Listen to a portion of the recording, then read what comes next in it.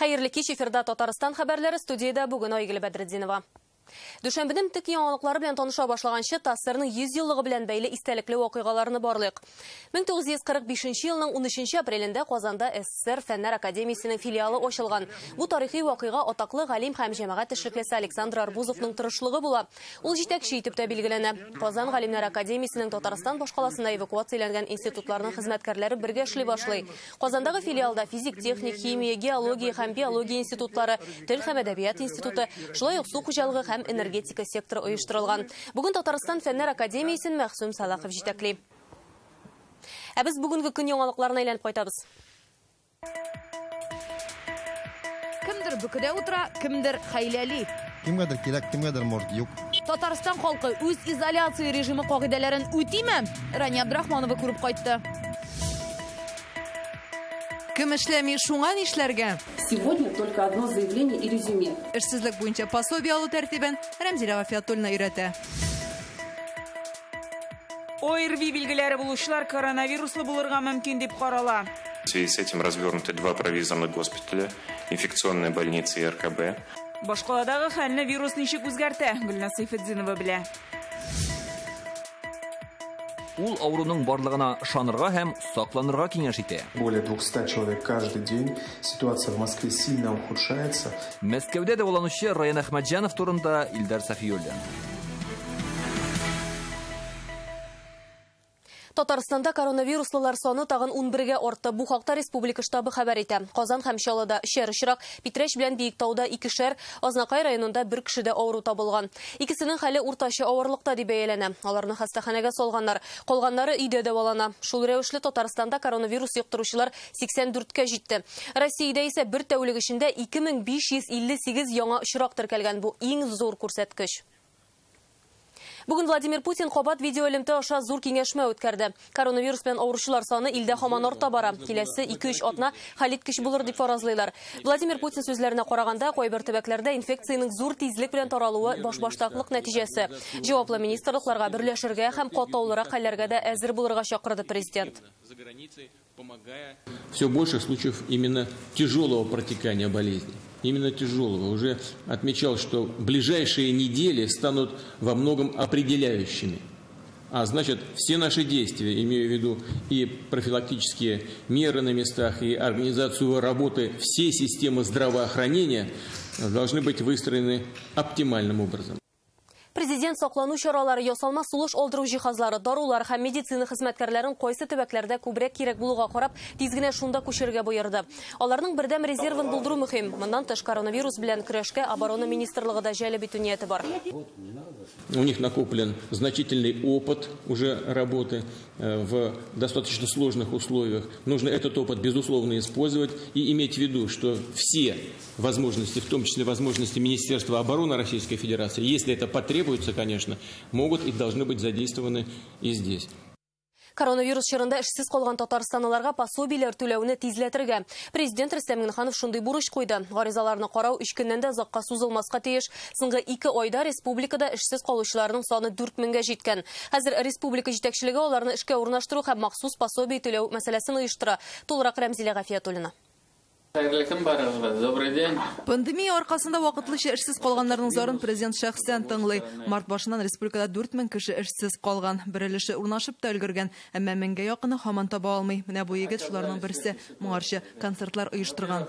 Хотелось бы узнать поподробнее о том, как бы можно было обратиться в центр занятости по пособию по безработице. Если у вас есть учетная запись, то есть электронная подпись, а 2 миллиона татарстанцев уже имеют, вам просто надо обратиться На портал «Работа в России». Да, портал федеральный, который в течение максимум 3 дня, и вы будете зарегистрированы, и ваш вопрос будет решен. Работа в России порталы эшли башлаганга әле берничә көн генә. Мөрәҗәгатьләр бихисап көн саен меңнән артык гозер. Эш шунда ки, хәзер эшсез булып тергәлү күпкә җиңеләйтелде. Элек моның өчен эш урыныннан белешмәләр җыярга, хезмәт кенәгәсен илтеп йөрергә кирәк булса, бүген резюме белән гариза да җитә. Аларны электрон рәвештә генә тутырасы. Человек подал 1 числа заявление. Кеше берсе көнне гариза бирә икән, без аны 10 көннән эшсез итеп таныйбыз һәм аңа акчалата түләү каралган. Март башында оешмалар 40 меңнән артык вакансия тәкъдим итсә, хәзер бу күрсәткеч 2 тапкырга диярлек ким. Мондый шартларда үз белгечлеген буенча шөгыль табу мөмкин түгел диярлек. Казанда гына түгел, эшсезләр саны районнарда да арта. Лениногорск – это вахтовики. Лаишевский район – это служба услуги сервиса, которые в Казани, рестораны, гостиничный бизнес. Нурлат – вахтовики. Набережные Челны – тоже сфера услуг, транспорт, обслуживание. Эшсезлек буенча пособиянең күләме 12 мең сумнан артык. Әтиянеләргә өстәмә ярдәмдә каралган, балыклык яшенә җитмәгән һәр бала өчен 3 мең сум. Моннан тыш ана капитал сертификаты буенча 5 мең сум бирәләр. Мы сейчас ждем федеральный порядок, условий этих выплат и, соответственно, учитывая, что у вас двое несовершеннолетних, да, детей, двое несовершеннолетних, полагаем, что вот вы будете также претендовать на эту выплату. Быстрее регистрируйтесь. Есиясы булмаганнарга да кайгырасы юк. Сезгә күп функцияле үзәкләр Акбарсбанк пенсия фонды бүлекчәләрендә ярдәм күрсәтергә әзерләр. Моның өчен алдан язылып бару шарт. Наша задача, чтобы без никакой бюрократии быстро, оперативно все эти вопросы решить. Сделаем все, чтобы как-то помочь тем людям, которые оказались в сложной жизненной ситуации. Сораулар булса, аларны кайнар линия телефонына юлларга була. Халыктан килгән мөрәҗәгатьләрне 50 хезмәткәр кабул итә. Телефоннарның тынып торганы сирәк. Күлүзәк тәүлек буе эшли. Көн саен 30-40 мең шалтырату килә. Рәмзилә Гафиятуллина, Алмаз Зиятдинов, Яңа Гасыр каналы. Татарстан коронавирус белән нәтиҗәле көрәш буенча Россия төбәкләре арасында 2нче урынга чыкты. Безнең алда Мәскәү генә бар. Рейтингны сәяси һәм икътисади коммуникацияләр агентлыгы төзи. Белгечләр Татарстанның СМС рөхсәт алу сервисын һәм мәктәп укучыларының читтән торып укуын оештыру дәрәҗәсен югары бәяли. Моннан тыш сәүдә үзәкләрен вакытында ябуда нәтиҗәле ысул дип табылган. Рөстәм Миңнехановның күп балалы гаиләләрдәге чыгарылыш сыйныф укучыларын планшетлар белән тәэмин итү тәкъдиме дә республикага өстәмә баллар биргән. Казанда ОРВИ грипп белән авыручылар үпкә ялкынсынуы булучыларны да коронавирус йоктырган булырга мөмкин дип карыйлар һәм шуңа күрә хастаханәләрдә өстәмә урыннар әзерләнә. Бу хакта шәһәрнең баш табибы Владимир Жаворонков белдерде. Бүгенгә башкалада 24 мең кешегә тест ясалган. Коронавирус белән бәйле хәлнең ничек үзгәрүен бүген оператив штабта карадылар. Министерством здравоохранения Российской Федерации проводится дистанционное обучение врачей на систематически проводимых вебинарах. Табиблар әзерлеге беренче мәсьәлә. Казанда 7,5 кеше медицина күзәтүендә тора иде. Бүген алар 955-кә калган. Бу коронавируслы пациентлар белән элемтәдә булучылар. Пациент с ОРВИ и пневмонией рассматривается. ОРВИ и пневмония белән авыручылар да коронавируслы булырга мөмкин дип карала. Шуның белән бәйле 2 госпиталь эшли, инфекцион хастахана РКБ, COVID-19-га үткәрелгән лаборатор тикшерүләр нигезендә пациентның алга таба ничек дәваланасы хәл ителә. Үз изоляция режимы үтәлүен Казандагына 1000-нән артык полиция һәм Росгвардия хезмәткәре күзәтә. 281 көтмә төзелгән инде. 33 кеше 15 мең, 29-на 7,5 сумлык штраф салына, калганнары кисәтелә.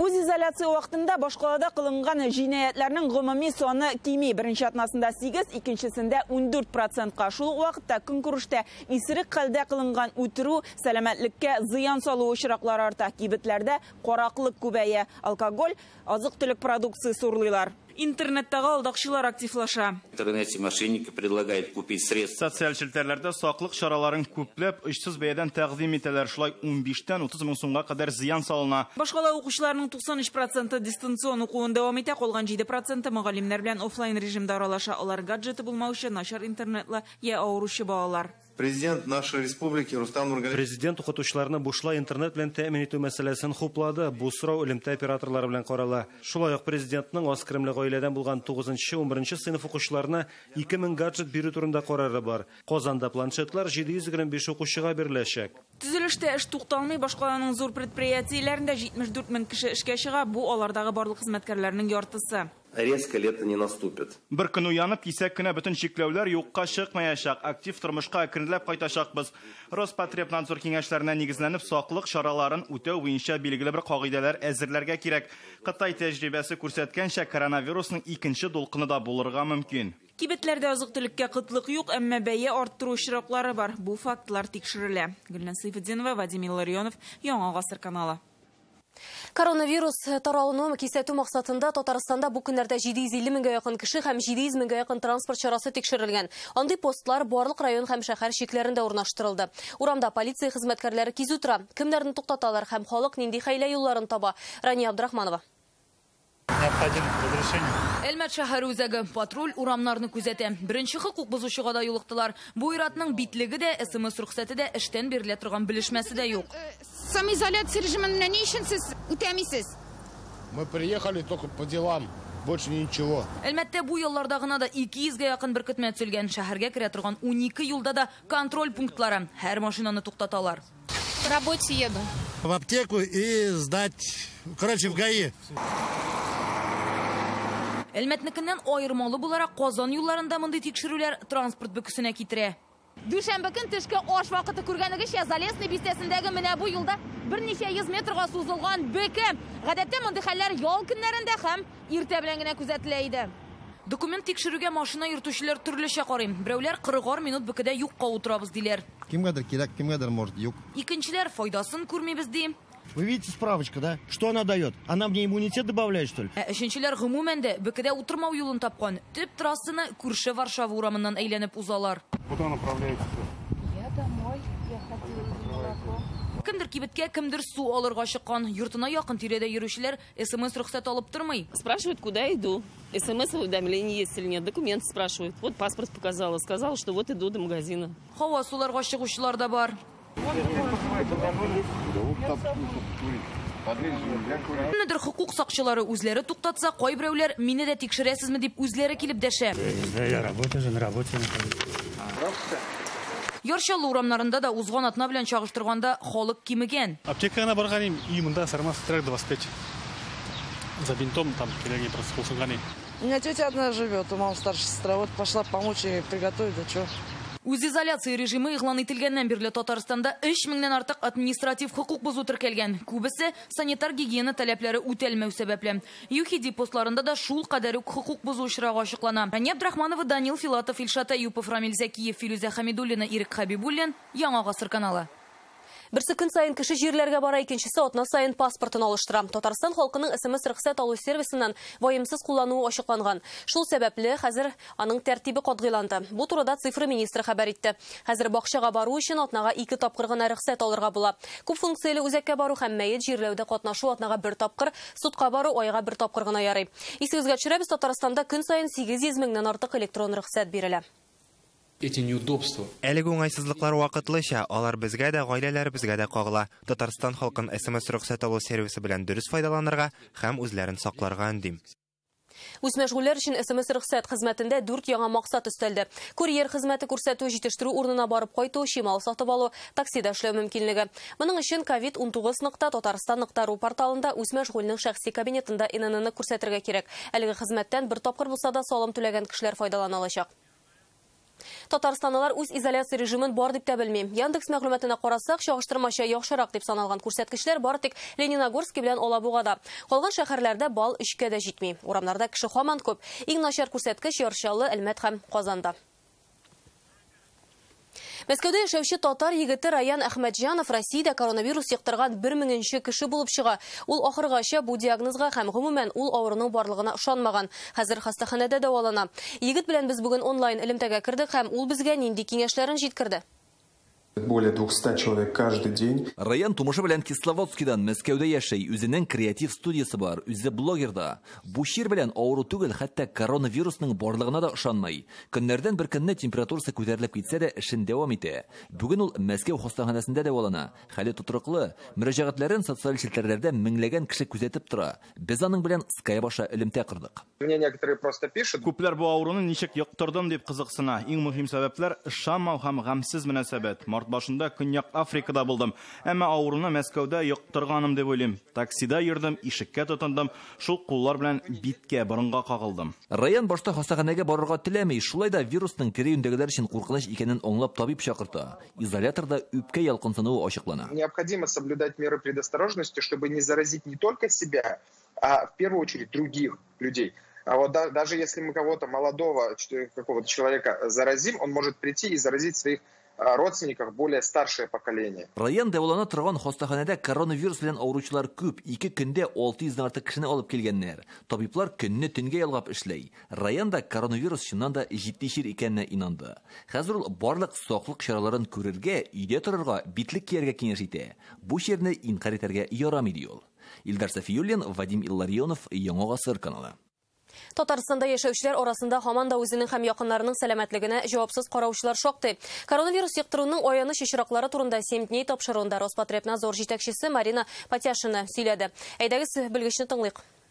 Первый пример, наиболее показательный. Шунда бер очрак булды. Әни кешегә вирус чит илдән кайткан кызыннан йоккан. Февраль аенда гына без Кытайдан кайткан туристларны карантинга утырткан идек. Шуңа да ул ханым эшкә йөрүен дәвам иткән. Нәтиҗәдә ширне хезмәттәшенә дус сигетенә тагын бер әбигә ияртә. Следующий случай, который тоже очень показательный. Яңа очрак бер кеше чит илдән ялдан кайткан ир туганын аэропортта каршылый. 10 көннән соң теге ирдә коронавирус барлыгы ачыклана.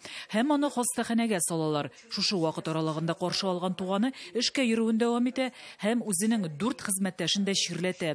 Дөрес аларда бу авыру үзен сиздерми. Ә менә икесенең ирләре үпкә ялкынсыну белән госпитальгә эләгә. Еще одна ситуация, которая очень показательна. Тагын бер мисалы 70 яшьтән олы 2 әби уллар белән генә яшәгән.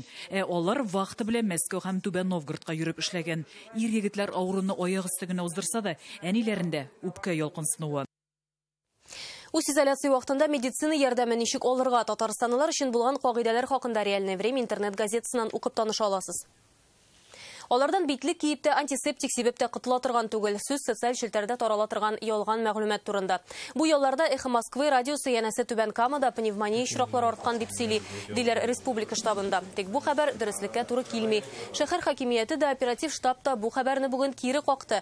Исегезгә төшерәбез, ялган таратучыларны җаваплылыкка тарталар. Татарстан хастаханәләрен һәм социаль учреждениеләрен Татнефть үзе җитештергән антисептиклар белән тәэмин итәчәк. Бүген компания моны рөхсәт итә торган документ алды. Татнефть антисептиклар җитештерүне Танека базасында башлап җибәргән иде. Биредә җитештерелгән товар бөтен дөнья сәламәтлек саклау оешмасы таләпләренә туры килә. Хәзер аны бер көнгә 2 тоннадан артык җитештерәләр. Кирәк булганда күләмне 7 тоннага арттырырга мөмкиннәр. Татарстанда тагын бер предприятие медицина битлекләре тегә башлады. Алабуга махсус икътисади зонасындагы Полиматис җәмгыятендә аны аена 2 миллион 400 мең дана җитештерәчәкләр. 10 апрель көнне Кытайдан безнең республикага махсус рейс белән битлек тегәр өчен кирәкле 6 линия кайтарылды. Аның берсе Түбән Кама нефтехимия өчен иде. Шимбә көнне контейнерларны ачып җиһазларны җыя башладылар. Бүген исә эш башланып китте. Март тамында килгән вакытта битлек тегә башлау бурычын Рөстәм Миңнеханов куйган иде. Мы будем ждать заявки. Гаризалар кабул итәбез. Продукция әзер булу белән җибәрә башлыйбыз. Беренче чиратта ТАИФ компанияләр төркеме хезмәткәрләренең һәм вирус белән көрәшнең алгы сызыгында торучыларны, ягъни медицина юхиди хезмәткәрләрен. Физик мөмкинлеге шикле кешеләр хәзер ярдәмгә аеруча мохтаҗ. Кыен хәлдә калганнарны кайнар ризык белән тәэмин итәргә ярдәм хәйрия фонды алынган.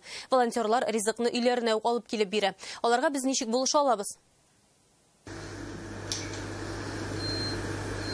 Хәл әйбәт, кәеф яхшы, димәк эшкә тотынырга була. Мәйсәрә Гатина волонтерлар рәтендә әле беренче генә тапкыр. Шунда вакытта ярдәмгә мохтаҗ кешеләр барын белә торып, читтә кала алмадым ди ул. Аларның бернинди поддержкалары юк, шуңа күрә ул бик авыр күренеш минем өчен. Инвалид кеше утыра, урамга чыгып булмый, аш пешерергә мөмкинчелек юк.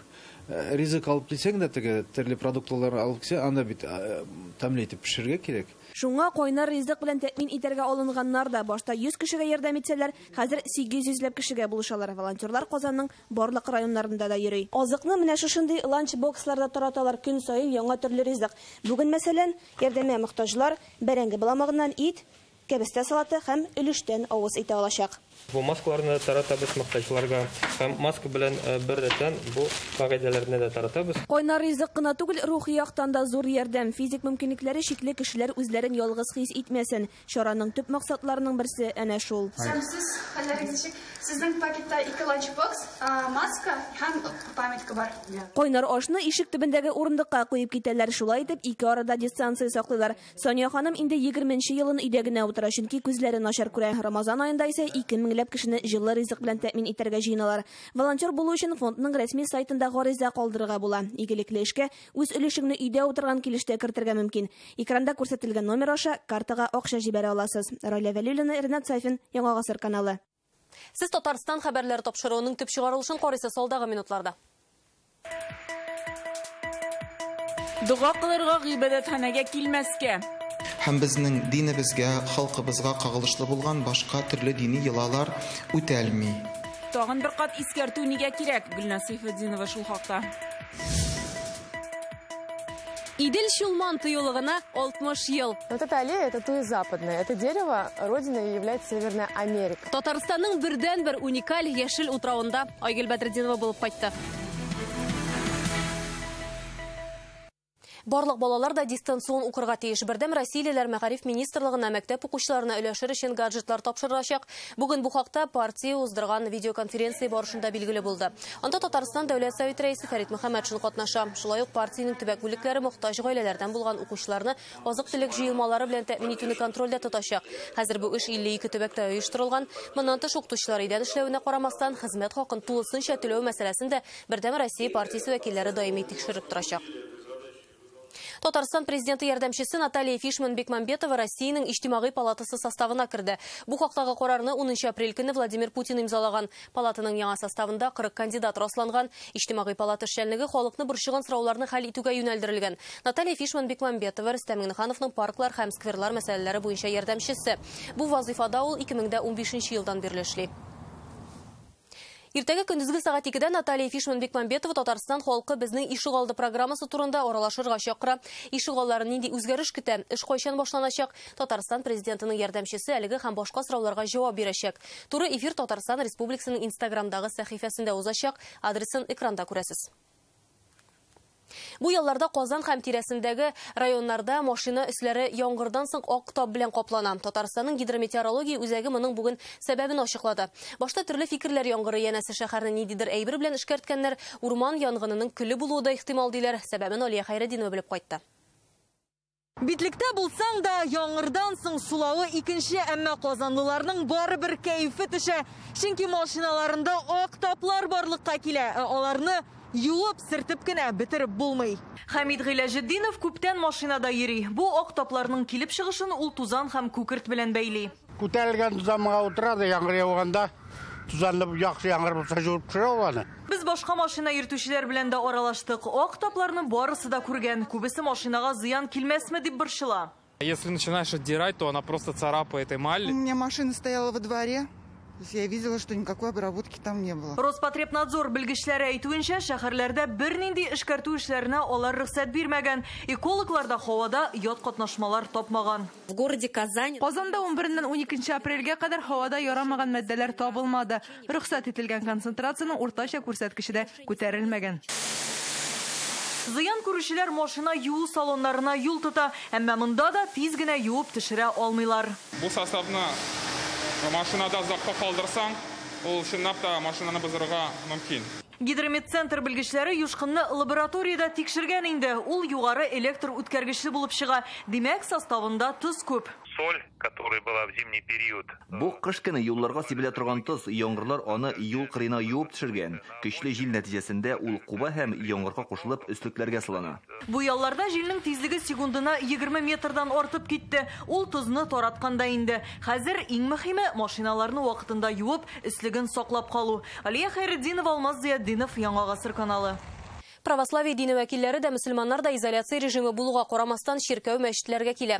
Кичә Бәрмәнчек якшәмбесе дип бик күп кеше җыелган видеоны интернетка да куялар. Бу нисбәтән митрополит һәм мөфти дә өйдә калырга, доганы гыйбадәтханәгә бармыйча гына укырга чакыра. Тулырак Гөлназ Сайфетдинова.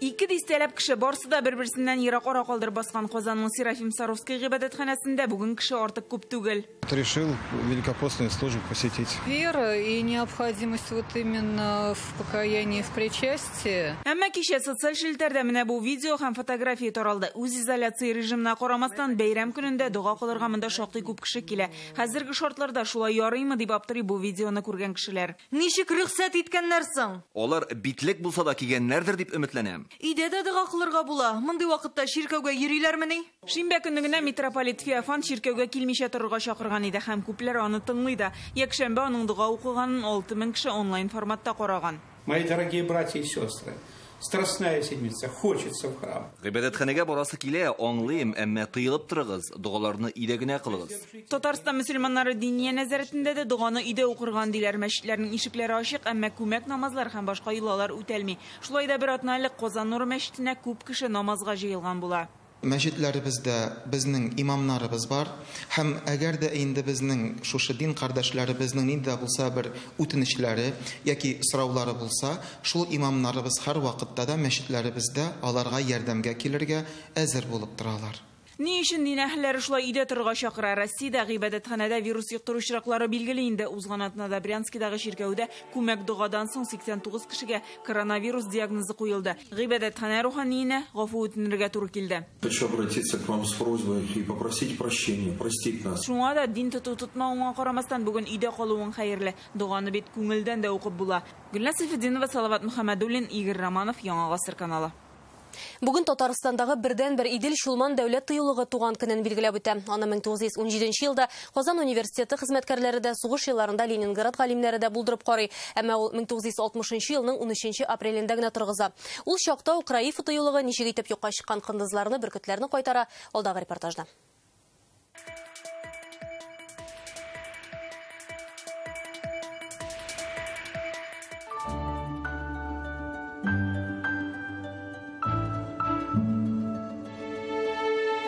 Идел Шулман тыюлыгының ботаник бакчасында, дөресрәге дендрарийында. Аңа инде 1921 елда нигез салынган, димәк, киләсе елга 100 еллык юбилей булачак. Монда Төньяк Америка, Европа, Азиядән 500ләптер экзотик агач утыртылган, кызганыч камера аша исләрен җиткереп булмый, саф һаваны сулап туймаслык. Это для меня малая родина. Я здесь родилась, выросла и пошла работать в заповедник по стопам своей мамы. Тыюлыкның экология буенча белгече Марина Унковская биредә һәрбер агачны һәм аларның кешелеккә китергән файдасын белә. Вот эта аллея, это туя западная. Это дерево родиной является Северная Америка. Туя агачы тын юлларында аларга сәләтле фитонцидлар булып чыгара, индеецлар алардан шифалы йортлар төзегән хәтта. Вот это черемуха мака, это дерево насази, оно очень интересное, очень любят ландшафтные дизайнеры. 300 еллык наратлар да, Азия шымырты янында Амурның бәрхет агачы да. Мягкая кора, еще называют его пробковым деревом. Раньше его в Советском Союзе использовали в авиации, вертолет, самолетостроении. Идел Шулман тыюлыгы территориясе бүген 11 гектардан артык моннан үсентеләр шәһәрләрне яшелләндерүгә китә. Ә үзенчәлекле хайваннар дөньясы республиканың экосистемасын булдыра. Шулай 1996 елда Америка галимнәре белән берлектә юкка чыккан кындызларны кабат үрчетәләр. Реинтродукция бобра. Кындыз ул урман инженеры, шуңа да аның популяциясын торгызу тарихыбыздагы мөһим юнәлешләрнең берсе. Бүген аларның саны Раиф җирлегендә генә 60-80гә якын. Көрән аюдан алып 40 мәчеләргә кадәр төлке куяннар, пышылар, йомраннар 128 төре кызыл китапка кертелгән. Экспозиция с орланом белохвостом. Бөркетләр тыюлыкның символы 5 гектар мәйданда 50 кыш күзәтелә. Ел сайын 10-12 пар оя кыра. Соңгы елларда аларны махсус җайланмалар беркетеп күзәтәләр. Анализируются данные всех природных компонентов, начиная там воды, температура, почвы. Су, һава, туфрак күрсәткечләре һәр даим җыелып тикшерү уза. Күп еллык мондый күзәтүләр нигезендә фәнни эшчәнлек алып баралар, яңа кадрлар әзерлиләр. 2005 елда Идел Шулман тыюлыгы ЮНЕСКО карары белән дөнья биосфералары халыкара системасына керә. Бүген елына 50 000 турист булып китсә, киләчәктә саннары тагын да артыр диләр. Республика президенты ярдәме белән мондагы дендрарий территориясын төзекләндерергә кунаклар өчен парковка булдырырга ниятлиләр. Айгөл Бәдретдинова, Марат Зайдуллин, Яңа Гасыр каналы. Әлегә шундый яңалыклар иде, кичләрегез матур үтсен, исән-имин булыгыз.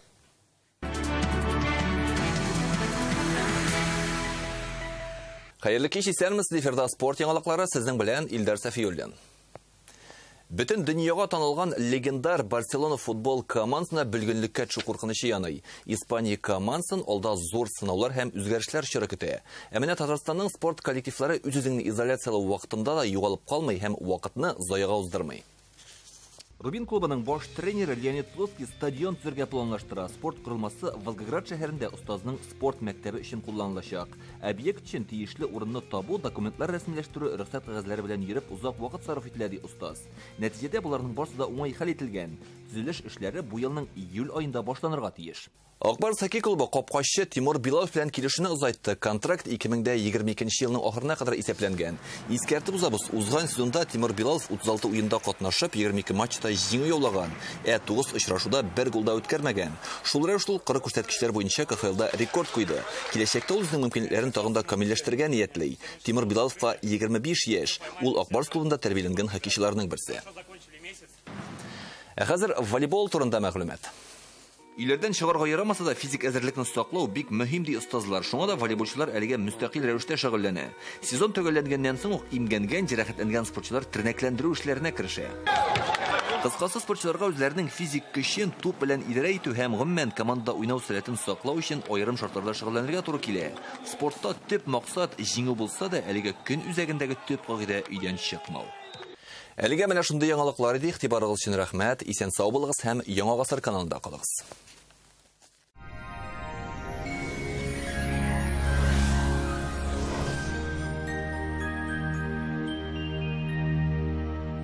Исәнмесез, хөрмәтле телевизор караучылар, эфирда һава торышы чыгарылышы. Иң элек сезнең игътибарыгызга файдалы мәгълүмат. Күптәннән яңа шкаф купа алырга телисезме? Сыйфатлы өстәвенә 20% ташламалы шкаф купа кирәк булса, Данил Мастерга шалтыратыгыз. Телефон 267 166. Яндекс погода мәгълүматы буенча көньяк көн чыгышта аз булытлы һава, 10 градуска кадәр җылы. Республикабызда апрель аеның бу көннәре өчен җылы һава саклана. Сишәмбе көнне температура 1 градуска күтәрелә. Төнге сәгатьләрдә кайбер районнарда карлы яңгыр явачак, көндез аз явым-төшемле. Төньяк көн чыгышта температура +9 градус. Татарстанның төньягы Әгерҗе, Мензелә-Мензелеевскида урыны белән бераз карлы яңгыр явы көтелә. Бу көннәрдә тотрыксыз һава торышы саклана. Иртәнге сәгатьләрдә юлларда бозлавык игътибарлы булсагыз иде.